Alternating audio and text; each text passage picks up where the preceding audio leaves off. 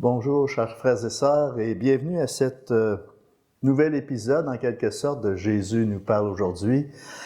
Et je suis convaincu que le Seigneur a de quoi vous dire aujourd'hui, à travers sa parole. Si vous voulez, on va quand même demander tout de suite l'assistance de notre Mère du Ciel. On va prier la Vierge Marie afin que nous puissions accueillir ce message de l'Évangile sous la mouvance de l'Esprit Saint, afin qu'on puisse accueillir ce beau trésor qui nous est réservé, qu'on puisse le goûter pleinement. Et parfois, on arrive, ça peut arriver que vous portiez des choses difficiles, soit dans nos familles, dans le milieu de travail ou autre, quelque chose qui nous pèse. Alors, si vous voulez, demandons à la Vierge Marie qu'elle vienne nous bénir, si vous voulez, afin qu'on puisse accomplir toutes les actions de ce jour sous son regard maternel. Prions-la, que Marie vienne défaire les nœuds qui se nouent en chacun de nos cœurs, afin que nos cœurs soient libres pour accueillir son Fils, accueillir sa parole et laisser jaillir l'Esprit Saint en nous. Au nom du Père, du Fils et du Saint-Esprit. Amen. Je vous salue Marie, comblée de grâce. Le Seigneur est avec vous. Vous êtes bénie entre toutes les femmes, et Jésus, le fruit de vos entrailles, est béni. Sainte Marie, Mère de Dieu, priez pour nous pécheurs, maintenant et à l'heure de notre mort. Amen. Au nom du Père, du Fils et du Saint-Esprit. Amen. Chers amis, la parole de Dieu aujourd'hui est dans Saint Luc, chapitre 10, versets 1 à 9. Et d'une façon toute spéciale, on souligne la fête des saints évêques, Timothée et Tite, qui étaient des proches collaborateurs de saint Paul. D'ailleurs, je crois qu'ils ont vécu leur conversion sous l'enseignement de saint Paul, et saint Paul lui-même les a baptisés toutes les deux. Alors, c'est pas par hasard que la liturgie en fait mémoire un jour après la conversion de saint Paul. Par cet ordre délibéré, l'Église veut mettre en lumière la mystérieuse fécondité d'un saint apôtre, comme Paul, et la grandeur de ces deux véritables disciples. Donc, regardons ce texte, si vous voulez bien, comme si c'était la première fois qu'on l'entendait. Parce que lorsque nous écoutons un texte biblique connu, souvent, spontanément, on a pour nous dire « Ah, je connais ce texte-là, je l'ai déjà lu, puis je n'ai pas besoin de le méditer, je le connais, puis voilà. » Mais je peux courir la chance, tout simplement, de passer à côté de ce que le Seigneur veut mettre dans mon cœur aujourd'hui, à travers ce texte-là que je vais proclamer. Et donc, ce serait important, à chaque fois que vous êtes à l'écoute de la parole, qu'est-ce qui goûte de bon en moi quand j'écoute un texte biblique, quand je suis à l'écoute de l'Évangile? Et je peux quand même regarder quels sentiments, quelles émotions montent en moi à travers ce texte. Et puis, en fin de compte, à quoi le Seigneur m'appelle aujourd'hui à travers ce texte. Alors, ce sont des points importants que nous devons, à laquelle on doit être attentif, tout simplement pour que la parole puisse fructifier en nous et accomplir ce dont pour laquelle elle nous a été donnée. Voilà pour une introduction. Le Seigneur soit avec vous. Évangile de Jésus-Christ selon saint Luc. Gloire à toi, Seigneur. Le ciel et la terre éclataient de joie, le divin enfant est né. Alléluia, Alléluia. Gloire à toi dans les cieux, Alléluia. En ce temps-là, parmi les disciples, le Seigneur en désigna encore 72. Il les envoya deux par deux en avant de lui, en toute ville et localité où lui-même allait se rendre. Et il leur dit, « La moisson est abondante, mais les ouvriers sont peu nombreux. Priez donc le maître de la moisson d'envoyer des ouvriers pour sa moisson.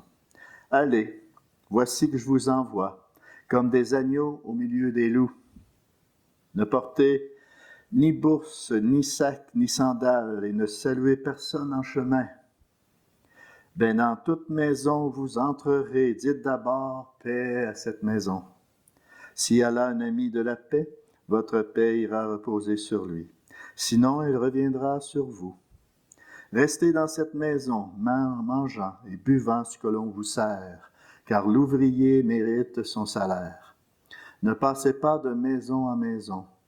Dans toute ville où vous entrerez, où vous serez accueillis, mangez ce qui vous est présenté. Guérissez les malades qui s'y trouvent et dites-leur, le règne de Dieu s'est approché de vous. Acclamons la parole de Dieu. Louange à toi, Seigneur Jésus.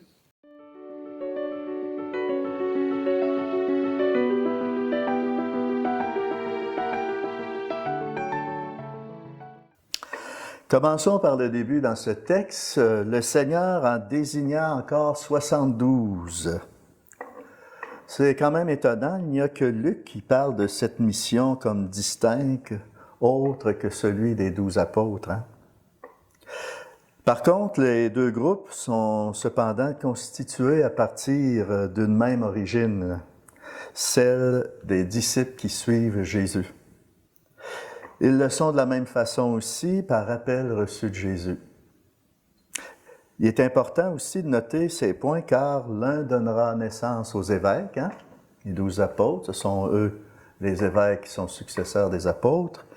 Et ensuite, de l'autre côté, les 72 représentent tous les prêtres et les disciples fidèles, les fidèles baptisés, ceux qui vivent pleinement leur richesse baptismale. Ce qui est intéressant, Jésus les envoie deux par deux, en avant de lui, où lui-même allait se rendre. Je trouve ça intéressant puis réconfortant en même temps, parce que dans tout ce qu'on entreprend en son nom, Jésus va lui-même s'y rendre d'une façon ou d'une autre. C'est tout un mystère qu'il y a en arrière de ça, mais il y a un réconfort, il y a une espérance qui fait qu'on n'est pas seul dans nos services d'Église. Nous ne sommes pas seuls dans notre action missionnaire. Le Seigneur va passer en arrière de nous pour peaufiner tout ce qui a à être peaufiné selon sa volonté, selon son plan. Nous, on est des ouvriers à sa moisson. C'est ce que nous sommes, et lui, c'est l'architecte. L'architecte, je vous en parlerai, Enrique, c'est un architecte. Alors, l'architecte, lui, il a le plan. Fait que nous, on fait tout simplement, on est des serviteurs inutiles et on fait ce qu'on a à faire selon ce que le Seigneur met en nous, avec cette confiance qu'on est en train de réaliser le plan de Dieu. Peu importe ce qui paraît du dehors. Donc, que ce soit comme à travers la prière, à travers l'offrande de nos croix, de nos souffrances, de nos maladies, par le service ou dans l'action, sachez que nous sommes tous missionnaires.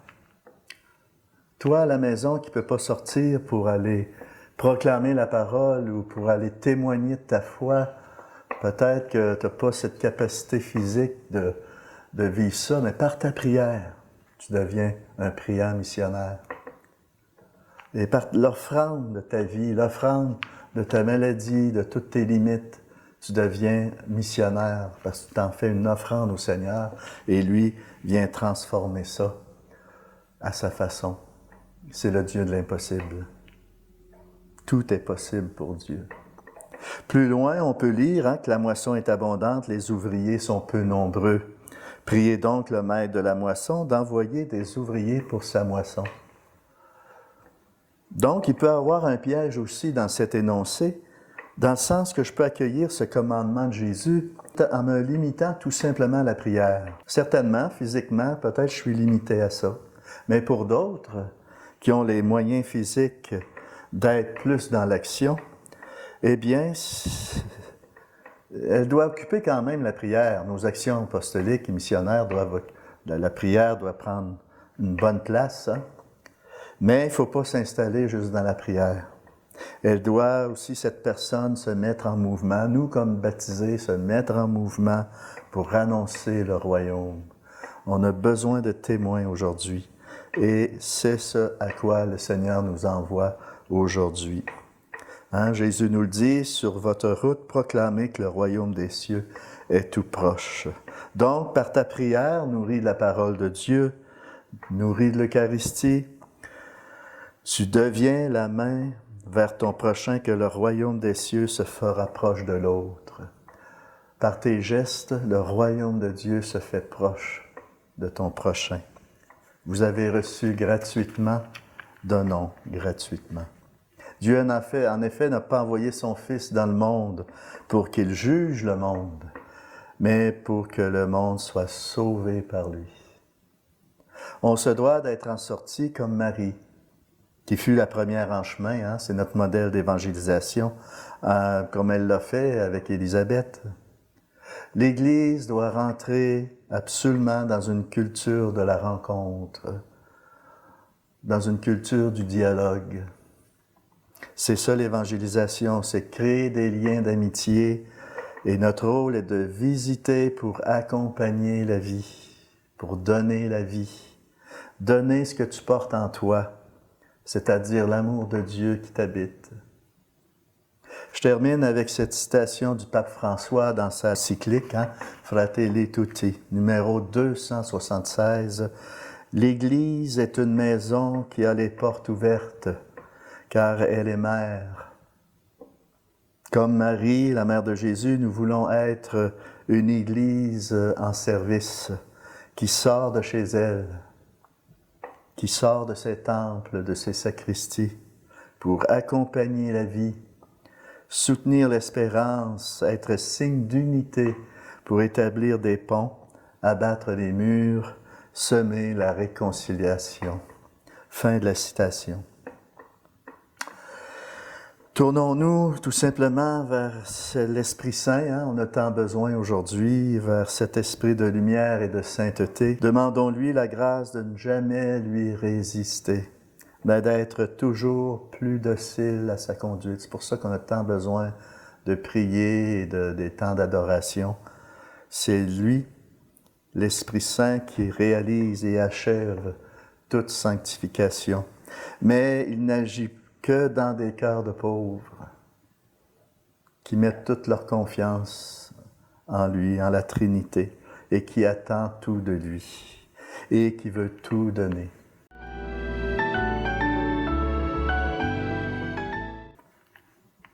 Si vous voulez, en cette fête des saints évêques Timothée et Tite, prions pour tous les évêques.